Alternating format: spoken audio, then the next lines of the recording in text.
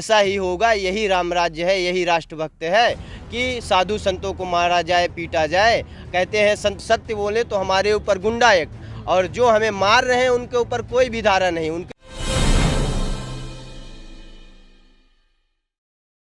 स्वागत है आपका मूव मीडिया में।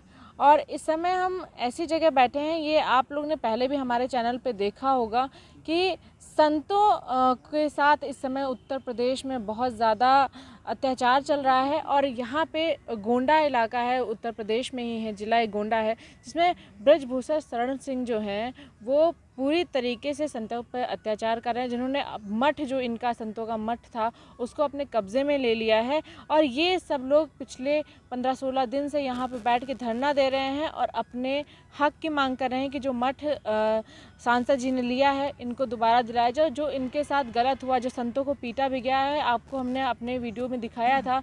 एक वीडियो क्लिप वायरल हुई थी जिसमें संतों को गुंडों द्वारा पिटाया जा रहा था। तो आज ये यहाँ पे बैठे हुए हैं। अभी तक देखते हैं कि इनकी जो मांगे हैं उसमें कितना अपडेट हुआ है और सरकार की तरफ से कितनी मदद मिली। हमको ज़रा बताइएगा कि क्या क्या चीज़ें हुई थी। देखिए, मैं मनोरमा उद्गम स्थल का पुजारी सम्राट दास हूँ। बीते मैं 17 दिनों से इको गार्डन धरना स्थल पर बैठा हूँ। इससे पहले, आज से 6 दिन पहले उप मुख्यमंत्री जी ने वहाँ के डीएम को एक बार फिर से बताएंगे कि क्या क्या चीज़ें वहाँ पे हुई थी। देखिए, हमारे मंदिर में वहाँ के जो भूमाफिया हैं अमर सिंह, वो अपने सहकर्मियों के साथ में आते हैं करीब 2 बजे के दिन में, और आते हैं और डायरेक्ट हमें हावी हो जाते हैं और हमें जानलेवा हमला करते हैं। हमारे ऊपर, हमारे और महंत के ऊपर हमला करते हैं। और उसके बाद वहीं सुरक्षाकर्मी मौजूद रहते हैं, प्रशासनिक अधिकारियों के सामने हमें मारा जाता है। और जब वहाँ के डीएम और एसपी से बात की जाती है तो वो कहते हैं कि अगर ज़्यादा मीडियाबाजी आप करेंगे महाराज जी तो हम आपको जिला बदल कर देंगे, आपके ऊपर गुंडा एक्ट की कार्रवाई करेंगे। अच्छा, मतलब संतों के ऊपर गुंडा एक्ट कर देंगे और अपना गुंडा उस पर कुछ नहीं। हाँ जी, मैं वहाँ ऐसे ही चलता है। इससे पहले भी वहाँ कितने ब्राह्मण साधु मारे नहीं गए हैं, और वहाँ कम से कम जो आगे बढ़ता है उसको मार दिया जाता है, क्योंकि वहाँ इतनी तगड़ी राजनीति होती है। तो क्या वहाँ पे गोंडा एक ऐसा जिला बन गया जिसमें ब्राह्मणों के ऊपर अत्याचार होता है? हाँ, ये बिल्कुल है, क्योंकि वहाँ ब्राह्मण बहुलक क्षेत्र है। आप वहाँ का सर्वे करा के देख लीजिए कि वहाँ सिर्फ 5% लोग हैं कि राज कर रहे हैं, और ब्राह्मण बहुलक क्षेत्र 75% है। लेकिन उसके बावजूद भी वो नीचे चल रहा है और उनको मारा पीटा जाता है, उनकी हत्या हो जाती है। उनकी हर एक ऐसी दशा हो गई है कि वो अपने आप को असुरक्षित महसूस करते हैं।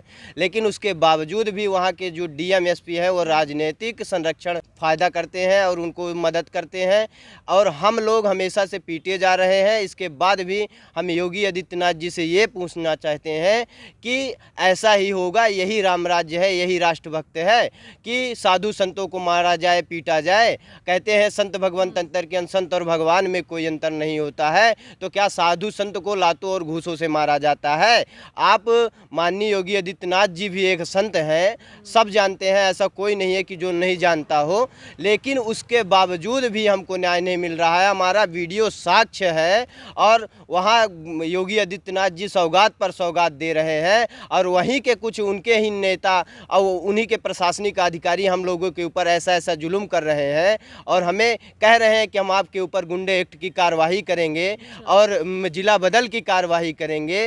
तो मतलब हमको ये पूछना है माननीय योगी आदित्यनाथ जी से कि मतलब हम सत्य बोले तो हमारे ऊपर गुंडा एक्ट, और जो हमें मार रहे हैं उनके ऊपर कोई भी धारा नहीं। उनके ऊपर 35 मुकदमे हैं, देशद्रोह का मुकदमा भी है। लेकिन उसके देशद्रोह का कैसा मुकदमा है उनके जी, उनके ऊपर देशद्रोह का वो ऐसा माना जाता है कि उन्होंने कभी दाऊद को शरण दिया था। अच्छा जी, शरण जी ने दाऊद को शरण हाँ दिया जी, उसके बाद वो जेल भी गए थे। अच्छा। लेकिन उसके बाद भी उनके ऊपर कोई कार्रवाई नहीं हो रही है। उनके जो नीचे हैं, जो मतलब हमारे ऊपर हमला किए हैं, अमर सिंह है, वहाँ के ग्राम प्रधान है, उनकी वाइफ प्रधान है वो अपने सहकर्मियों के साथ में आते हैं, 10-15 लोगों के साथ में, और मंदिर में प्रवेश करते हैं और उसके बाद में हमें मारते पीटते हैं। उसके बाद जानलेवा हमला करके सुरक्षाकर्मी के सामने, उसके बाद भी हमारा चालान होता है और हमारे ऊपर ही मुकदमा लिखा जाता है और कहते हैं कि हम आपका क्रॉस केस बनाएंगे। अब बताइए क्रॉस केस कैसे बनता है? आप वीडियो में दिख रहे हैं हम 2 हैं,